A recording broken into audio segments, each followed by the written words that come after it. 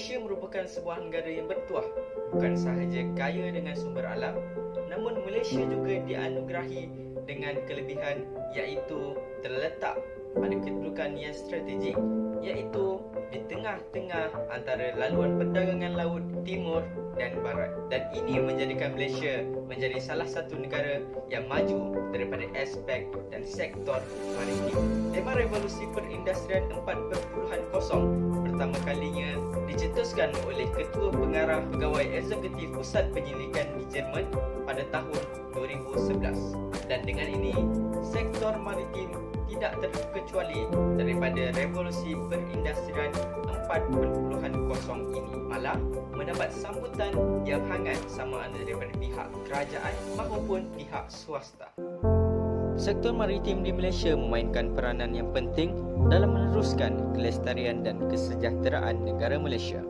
Sejumlah 72.1 bilion import, 84.1 bilion ekspor dan dagangan sejumlah 156.2 bilion direkodkan pada Januari 2020. Sektor maritim memberikan impak dan sumbangan yang besar terhadap negara Malaysia. Antaranya, pengangkutan.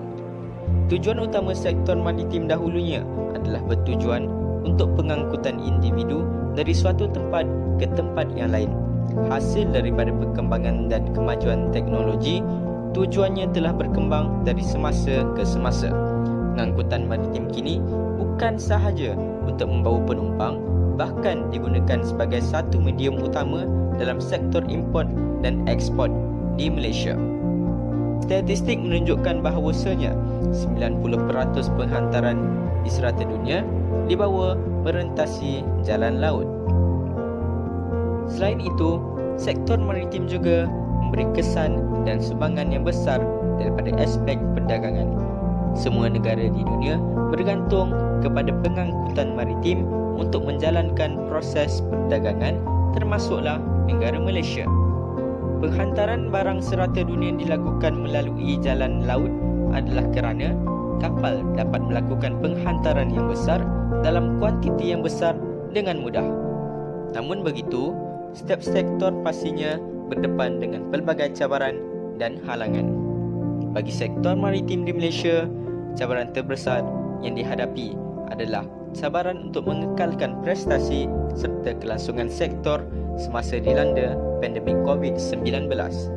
Pandemik COVID-19 yang mengganggu rantaian bekalan global menyebabkan perdagangan Malaysia pada April 2020 menyusut 16.4% kepada RM133.24 bilion berbanding tempoh yang sama pada tahun lalu.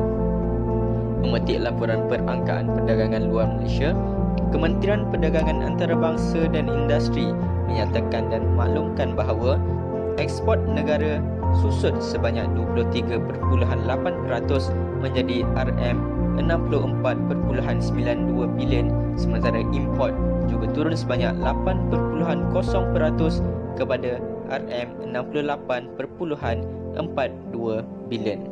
Selain itu, pandemik COVID-19 ini menyebabkan syarikat perkapalan mengalami kerugian besar akibat kekurangan kargo ataupun tidak bergerak. Kos operasi seperti cas denda lewat, penalti, pembayaran pinjaman, kos anak kapal, semua ini telah memberi impak kepada kebanyakan aliran tunai syarikat maritim di Malaysia. Justru, untuk kekal berdaya saing, Malaysia seharusnya membuat persediaan yang komprehensif dalam menghadapi perubahan ini demi kelangsungan dan kesejahteraan sektor maritim di Malaysia.